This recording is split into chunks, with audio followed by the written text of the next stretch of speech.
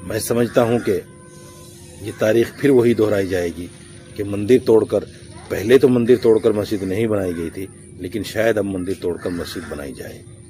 नमस्ते दोस्तों, आप सबका एक बार फिर से स्वागत है आपके अपने YouTube चैनल सत्य सनातन में।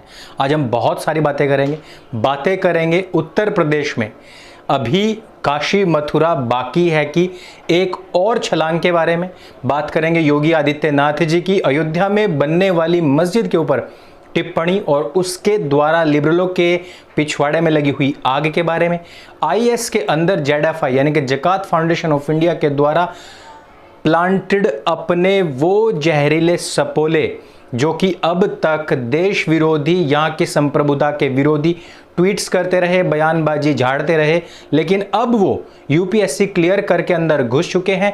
ये पूरा का पूरा तरीका, जंजाल क्या है और किस तरीके से, कौन से माध्यम से ये हमारे सिस्टम में घुसते हैं, और यदि ये लोग प्रशासनिक अधिकारी बनेंगे तो कल इनकी मानसिकता किस प्रकार की होगी, ये किस प्रकार से हम सब लोगों को ह्यूमिलेट करेंगे, उन सब के विषयों में।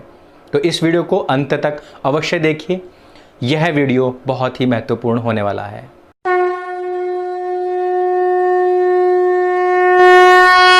दोस्तों, वैसे तो उत्तर प्रदेश को उत्तम प्रदेश बनाने हेतु दो पीढ़ियां खप गई मुलायम सिंह की, लेकिन ये उत्तम प्रदेश नहीं बन पाया।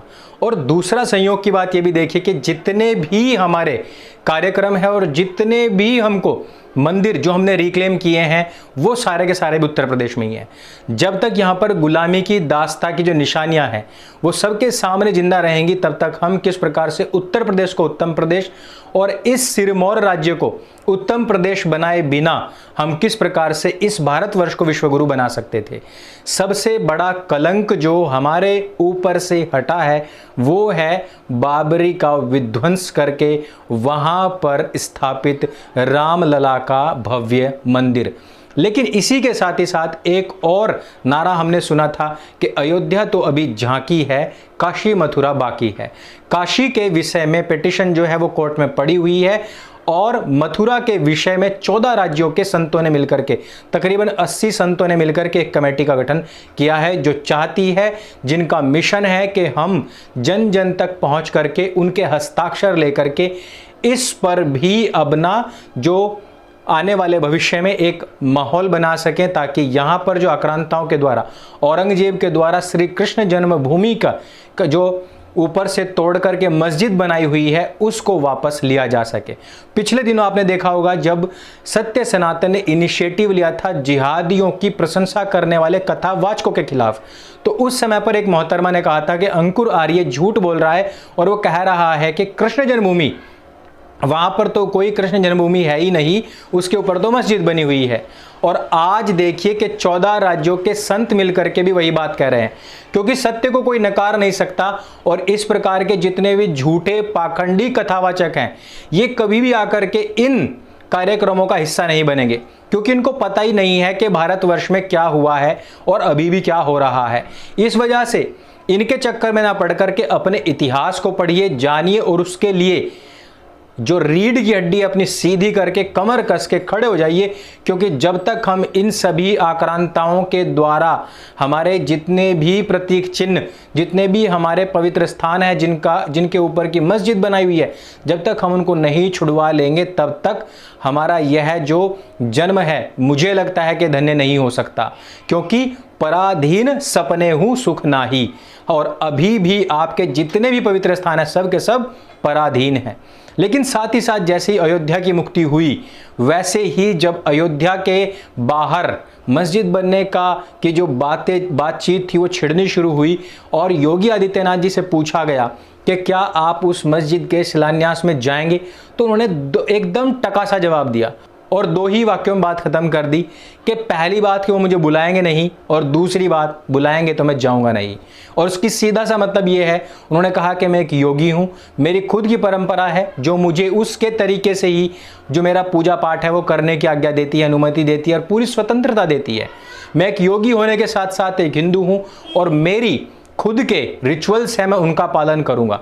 साथ ही साथ वहां पर जो न्यायिक व्यवस्था, प्रशासनिक व्यवस्था है वो देने का काम मेरा है, वो मैं सारी की सारी मुहैया कराऊंगा, लेकिन जाऊंगा नहीं। और इसके पीछे उन्होंने पहले भी कई बार ये बात कह चुके हैं कि वो कभी भी ईद आदि की शुभकामनाएं नहीं देते हैं।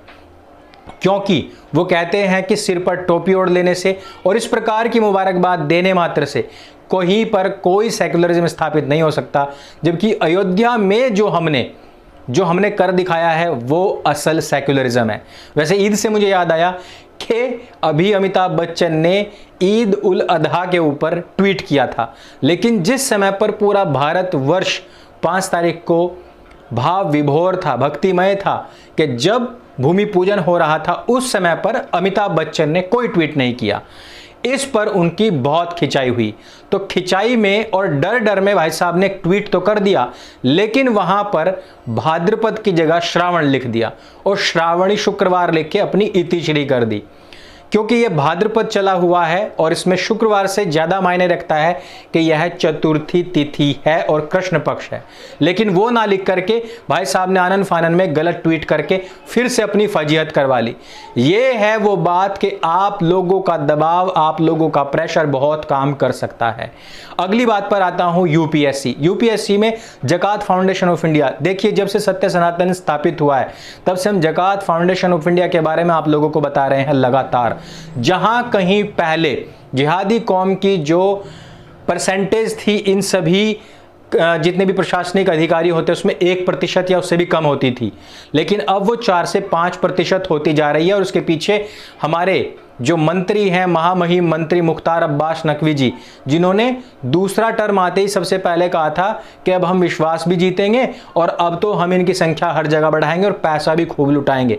उनके कर कमलों के द्वारा ये सारे के सारे काम हो रहे हैं कि भारतवर्ष को गाली देने वाले मुख्तार अब्बास नकवी जी के ही प्रधानमंत्री जी को गाली देने वाले लोग अब यूपीएससी में भर्ती होंगे।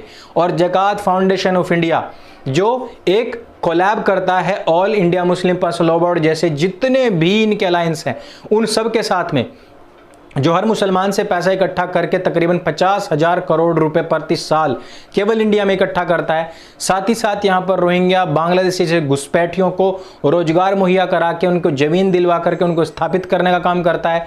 और जितने भी भारत विरोधी लोग हैं उन सब को भी स्थापित करने, उन सबको फ्री एजुकेशन कोचिंग देने का काम करता है। और आज भी जो लिस्ट आप बराबर में देख रहे हैं 18वें नंबर पर ध्यान से देखिए, फिर 19वें पर देखिए, ऊपर देखिए, ये सारे के सारे जितने भी लोग हैं इन सब के ट्वीट्स, जो पुराने ट्वीट्स हैं वो खंगालिए। हालांकि अधिकतर ने तो डिलीट कर दिए हैं, लेकिन अगर आप पुराने खंगालेंगे तो उन सब में आपको इनकी भारत विरोधी, हिंदू विरोधी और जो हमारी सनातन परंपरा विरोधी जो इनकी सोच है, संकीर्ण मानसिकता, वो झलक जाएगी। वहां से आप लोगों को पता लग जाएगा। जकात फाउंडेशन ऑफ इंडिया एक बहुत ही बड़ा संगठन है और ये वो लोग हैं जो अब अधिकारी बना रहे हैं। और उसके पीछे का कारण क्या है?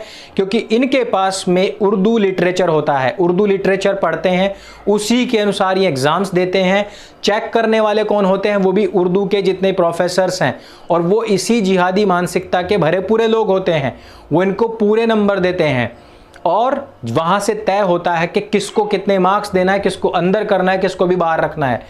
ये करके इन 40-45 लोगों को प्रति वर्ष अब हमारी इस महामहिम हिंदू हृदय सम्राट मोदी जी की सरकार के अंदर भर्ती करवाया जा रहा है। मोदी जी तो आज नहीं तो कल प्रधानमंत्री पद से विमुक्त हो जाएंगे।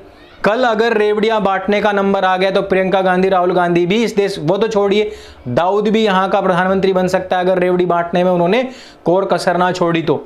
लेकिन जब ये 44 जो आज प्रशासनिक अधिकारी बनेंगे ये तब भी होंगे, ये तभी नहीं 30 साल बाद भी जिंदा होंगे, वो यहीं पर भारतवर्ष में रह रहे होंगे।